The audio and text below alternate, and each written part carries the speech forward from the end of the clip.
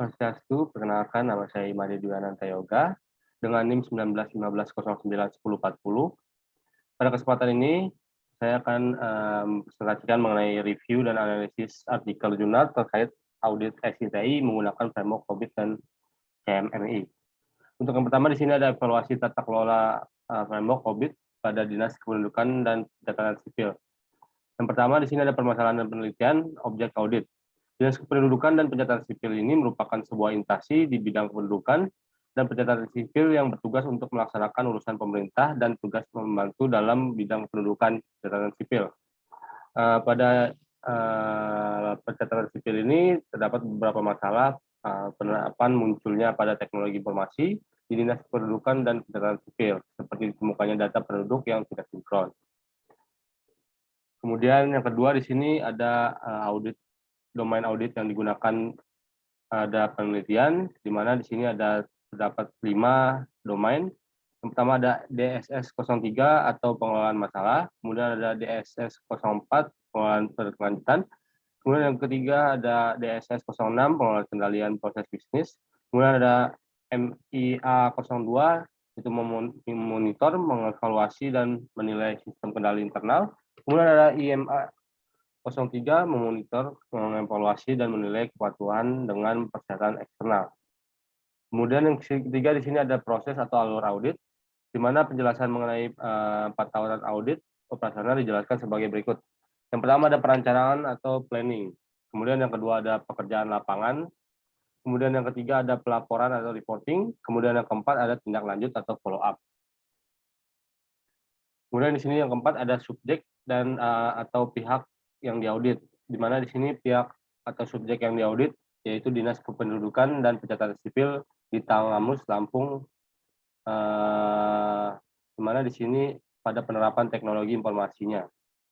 Kemudian yang kelima ada hasil audit, di mana hasil penelitian menunjukkan bahwa tata kelola teknologi informasi pada Dinas Kependudukan Pencatatan Sipil dikategorikan pada level 4, yaitu manage atau measurable. Hal ini menunjukkan bahwa proses bisnis sudah diukur atau dipantau dengan baik. Kemudian di sini ada yang keenam yaitu rekomendasi perbaikan. Di mana rekomendasi perbaikan dari sistem ini dari hasil pengukuran diketahui tingkat kematangan saat ini dan membandingkan dengan tingkat kematangan yang diharapkan dengan tujuan untuk menemukan masalah pada sistem informasi dan memberikan rekomendasi perbaikan sistem yang dilaporkan kepada pihak manajemen Dinas Kependudukan.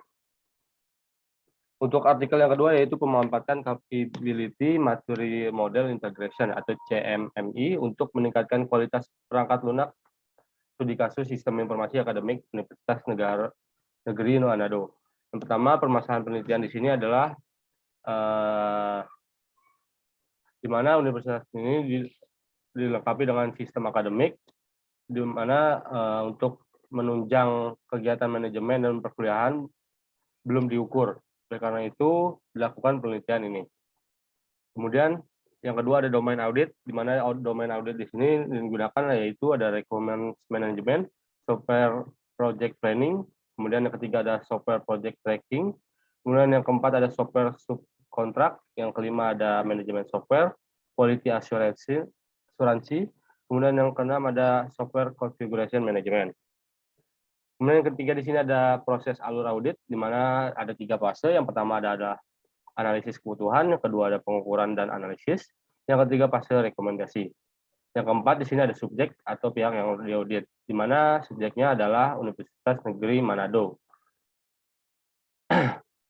Kemudian di sini yang kelima ada hasil audit, di mana hasil penelitian ini tingkat kematangan sistem informasi akademik universitas ini berada pada level 1 atau awal. Kemudian ada beberapa proses harian yang tidak terpenuhi untuk masuk ke level 2. Dengan mengetahui kualitas perangkat lunak yang ada, maka rekomendasi untuk meningkatkan kualitas yang diberikan. Kemudian yang keenam ada rekomendasi perbaikan. Rekomendasi perbaikan di sini ada 2, yaitu manajemen harus meningkatkan prosedur formal yang mengatur estimasi jadwal. Yang kedua adalah menetapkan metode CMM ini dalam pengembangan perangkat lunak. Kemudian yang ketiga di sini ada jurnal mengenai audit informasi RISE Radio Integration Broadcast System Web pada PT Jamrud Khatulistiwa Teknologi dengan menggunakan metode QBit 5. Yang pertama di sini ada permasalahan penelitian, di mana permasalahan penelitian itu telah mencakup bagaimana cara melakukan audit informasi untuk mengetahui tingkat kinerja, manage quality, dan manage risk dari PHP murni menuju framework YII. Kemudian bagaimana cara mengetahui capability level dari framework YII, kemudian bagaimana cara menentukan rekomendasi terhadap hasil audit yang telah dilakukan. Kemudian yang kedua di sini adalah domain audit. Pada pelaporan intercept metode ini berfokus kepada domain APO, like, plan, and organize. Kemudian di sini ada proses audit dari jurnal ini, di mana prosesnya terdapat beberapa sebagai berikut.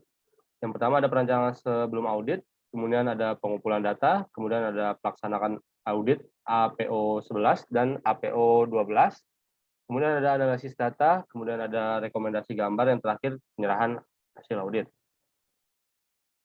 Kemudian di sini yang keempat ada subjek yang pihak yang diaudit, di mana pihak yang diaudit di sini adalah broadcast radio PT pada PT Jamrud Khatulistiwa. Kemudian untuk hasil auditnya, untuk hasil keseluruhan pengukuran yang telah dilakukan diperoleh manajemen kualitas dan manajemen risk pada PT Jamrud Khatulistiwa ini berada pada level 1, yang artinya pada level 1 proses performance proses dilaksanakan mencapai tujuan yang sesuai. Kemudian di sini ada rekomendasi perbaikan. Yang pertama di sini ada mengimplementasikan rekomendasi perbaikan yang telah diberikan untuk meningkatkan capability level pada proses domain APO 11 sampai APO 12. Kemudian melakukan proses manajemen kualitas, manajemen risiko terhadap proses IT. Kemudian yang ketiga, perlu dilakukannya pengembangan terhadap teknologi RISE web ini. Sekian presentasi yang bisa saya sampaikan.